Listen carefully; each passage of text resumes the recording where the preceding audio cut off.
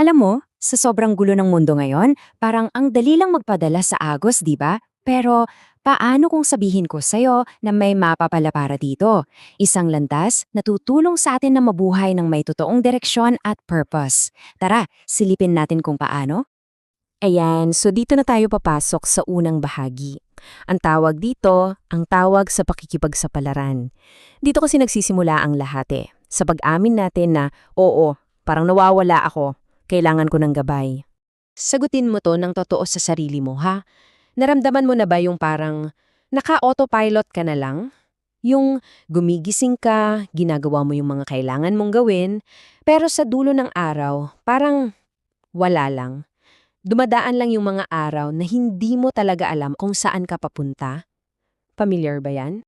Dito ngayon, papasok yung isang malaking tanong. Sa buhay mo, sino ka? Ikaw ba yung pasahero o ikaw yung tagapamahala? Kasi pag pasahero ka, pakiramdam mo ang buhay ay nangyayari sa'yo. Biktima ka lang ng circumstances. Pero pag ikaw na yung nagmamaneho, ang buhay ay nangyayari para sa'yo. Ikaw yung gumagawa ng desisyon. Ikaw yung humuhubog ng resulta. Sobrang laking pagbabago niyan sa pananaw. At aminin natin, hindi yan madali. Kasi, ang totoo, nabubuhay tayo sa tinatawag na high-friction world. Isipin mo na lang, yung notification sa phone mo, yung social media feed na walang katapusan, yung opinyon ng lahat ng tao, lahat yan ingay. Semiotic noise ang tawag dyan. At ang epekto, hinihila ka sa 1,000,000 direksyon na uubos yung focus at energy mo. So paano ka lalabas dyan sa ingay na yan? Well, dito na papasok yung kwento sa likod ng lahat ng to. Isang mapa na galing mismo sa kadiliman at dito natin makikilala yung ating gabay. Ang founder ng Zamtopia, si Zam Zamudio, nanggaling din siya sa ganyang pakiramdam. Galing din siya sa pagkalito. At sabi niya, at napakaganda nito, hindi ko mahanap ang lugar na kailangan ko, kaya kinailangan kong likhain ito. Grabe! Galing mismo sa puso. Galing sa tunay na karanasan. Hindi ito basta teorya lang At hindi to yung parang one-time, big-time na idea ha.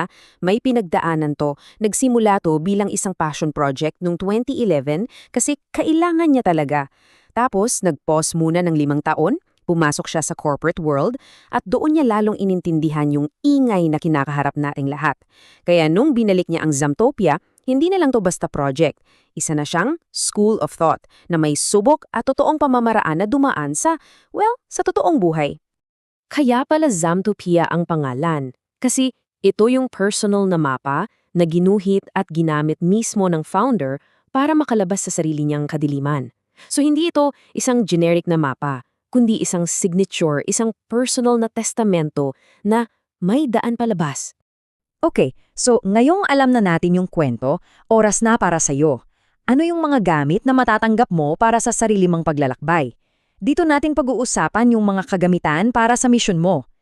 Ang 4 na haligi ng Zamtopia. Isipin mo to na parang nagtatayo ka ng isang internal roll cage. Alam mo yon, yung bakal sa loob ng mga race car. Para yon, pag bumangga o tumaob yung sasakyan, protektado yung driver. Ganon din to. Ito yung panloob na istruktura mo para kahit anong mangyari sa labas, kahit anong dagok ng buhay, hindi ka basta-basta guguho. Okay, pillar number 1, critical na pag-iisip. Ano to sa simpleng salita? Ito yung filter mo sa ingay. Sa halip na paniwalaan mo lahat ng nasa newsfeed mo o yung sinabi ng tita mo, matututo kang magtanong, teka, totoo ba to? At mas importante, para ba to sa akin? Ito yung superpower mo para di ka malunod sa fake news at opinyon ng iba. Pangalawa, personal na ahensya. Ito yung paglipat mula sa pagiging pasahero papunta sa pagiging driver. Ito yung titigil ka na sa pagsasabi ng, wala ganito talaga buhay ko. At magsisimula kang magtanong ng, okay, anong isang bagay na kaya kong gawin ngayon para umusad? Kahit maliit lang. Ito yung pag-ako ng responsibilidad sa sarili mong kwento. Pangatlo, pagiging pare-pareho o consistency. Alam mo, hindi ito sexy. Walang instant dito. Ito yung tinatawag na boring middle. Yung paggawa ng maliliit na bagay araw-araw kahit walang nakakakita, kahit nakakatamad. Pero ito yung makina. Ito yung nagpapagalaw sa pangarap mo mula sa isip mo papunta sa totoong buhay.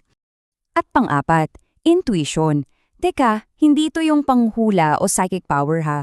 Ito ay isang kasanayan na nabubuo habang pinapractice mo yung unang 3 haligi. Yung pag-iisip, pagkilos at pag-uulit, natural na tumatalas yung pakiramdam mo.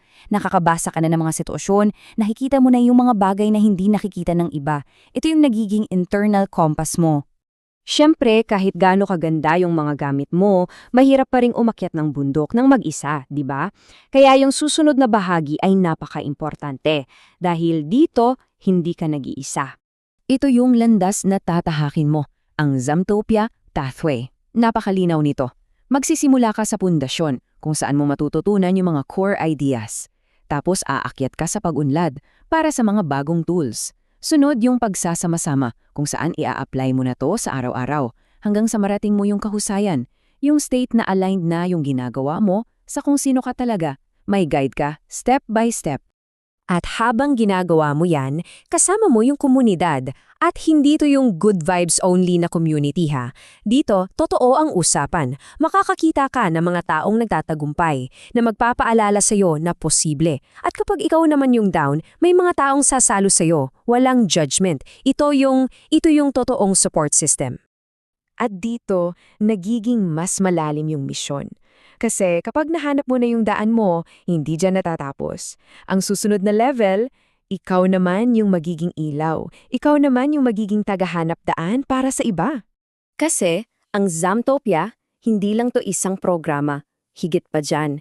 Isa itong imbitasyon na maging parte ka ng isang misyon na ihanda ang daan para sa mga susunod na tao na naliligaw din na nangangailangan ng mapa tulad mo dati.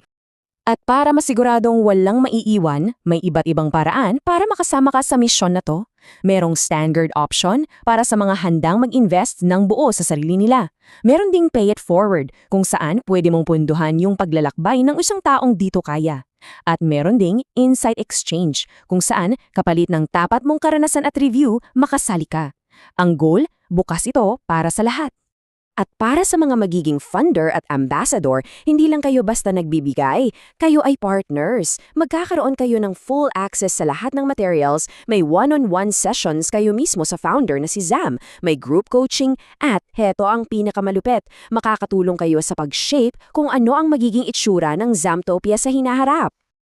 Tandaan mo to, lahat ng malalaking bagay nagsisimula lang sa isa. Kasi yung isang desisyon mo, yung isang hakbang mo, hindi yan nagtatapos sa'yo. Lumilikha yan ng ripple effect. Para kang nagbukas ng pinto para sa susunod na tao na nasa dilim at naghahanap ng mapa. Yung pagbabago sa'yo, nagiging pag-asa para sa kanila. So, yun na nga. Ang tanong ay bumabalik sa'yo. Nasa harapan mo na ang mapa. Ang tanong, handa ka na bang simulan ang paglalakbay mo? At sa paggawa niyan, handa ka na bang maging ilaw para sa iba?